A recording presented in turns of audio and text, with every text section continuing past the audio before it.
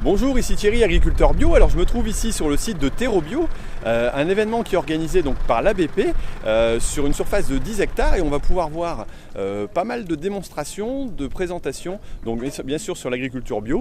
Je vous propose de regarder ça. Allez, suivez-moi.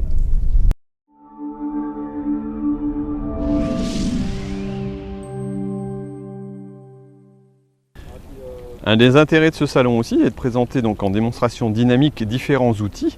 Voilà, si la conception parfois paraît intéressante sur le papier ou en démonstration, ici on le voit sur un cas concret et donc on peut juger par soi-même aussi des résultats. Et il y a quelques appareils qui sont intéressants à voir en fonctionnement et qui peuvent apporter un intérêt pour l'exploitant qui est en bio.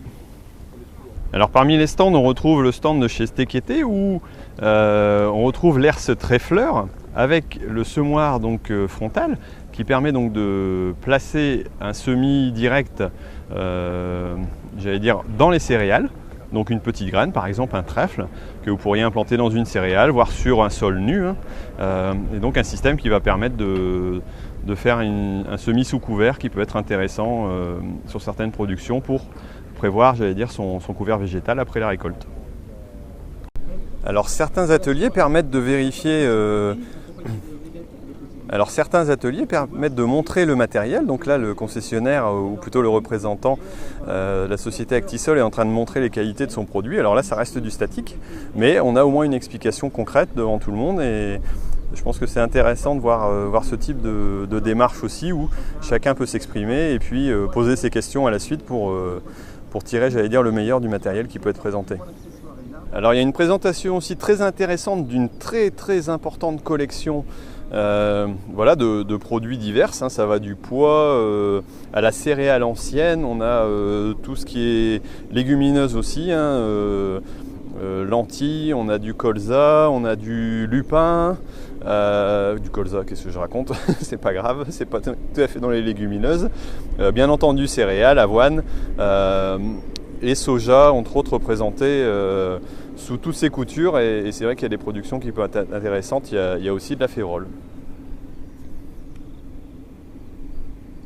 Ici on peut voir quelques réalisations d'agriculteurs présentées par l'atelier des paysans qui promeut l'autoconstruction de matériel. Et c'est vrai qu'il y a des choses intéressantes, il y a des choses un peu plus bricolées, mais on voit que ça correspond à des besoins précis et donc intéressants pour l'agriculteur.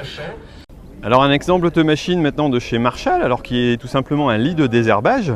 Alors l'intérêt de cette machine par rapport à d'autres modèles, c'est sûrement de pouvoir tourner sur place, étant donné que c'est l'entraînement qui fait la rotation et non pas un système de guidage donc par les roues, j'allais dire comme un char quelque part. Et on voit un peu la dimension et la largeur que l'on peut travailler, qui est assez intéressante. Et on a même un essai d'une personne qui s'installe pour voir. Voilà, pour essayer l'appareil. Un des ateliers présentait aussi la partie, fourragère, et l'intérêt éventuellement d'utiliser dans un système bio des fourrages en intra-consommation, donc en interne, pour éviter la dépendance bien entendu sur les produits extérieurs. Et donc là, il y avait une présentation de matériel pour valoriser entre autres la luzerne, qui est un élément très intéressant au niveau production de protéines et qui est très bien valorisé en bio, étant donné que c'est une culture relativement sobre, simple et qu'on voit revenir de plus en plus dans les exploitations, principalement qui comportent de l'élevage.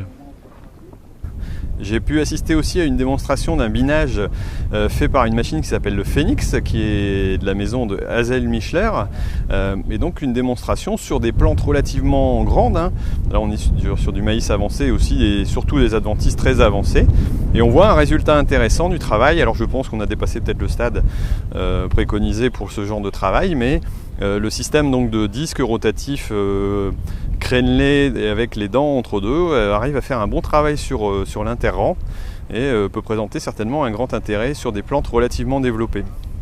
On a aussi quelques collections variétales, que ce soit en présentation de variétés de pommes de terre, d'oignons, comme l'Highlander ou le Santero, que nous on a aussi dans notre exploitation bio. Restora, je ne connaissais pas. On a aussi les présentations en betterave rouge et plusieurs variétés de carottes représentées, et ce qui n'est pas inintéressant à voir au niveau développement, et on voit aussi que l'entretien a été réalisé correctement sur sur ces parcelles. Il reste encore quelques mauvaises herbes, mais dans l'ensemble, c'est relativement propre. On a aussi un essai, présentation en betterave rouge, en betterave sucrière, pardon. Nous arrivons à la fin de cette vidéo, alors j'espère que vous avez apprécié la petite visite qui à mon avis était très intéressante. Alors je remercie l'organisation donc de Terra Bio déjà de m'avoir invité et proposé de venir, de m'avoir aussi entouré et puis d'avoir su m'expliquer aussi tous les avantages et pouvoir vous montrer à vous aussi l'intérêt de l'agriculture biologique et puis de ce salon pour les agriculteurs qui soient en bio ou en conversion. Alors j'ai pu rencontrer beaucoup d'agriculteurs en bio mais aussi beaucoup d'agriculteurs en conversion. On voit que c'est un mouvement qui est en marche, les mentalités sont en train de changer, je trouve que c'est vraiment intéressant. Voilà, et puis pour une première organisation dans les Hauts-de-France, je pense que c'était une réussite avec beaucoup de visiteurs et vraiment des centres d'intérêt tout à fait marqués. Bon bah écoutez, moi je vais vous laisser là-dessus. Alors si vous avez apprécié, mettez-moi un j'aime et partagez. Et puis je vous dis à bientôt pour une nouvelle vidéo sur Agriculteur Bio. Allez, salut!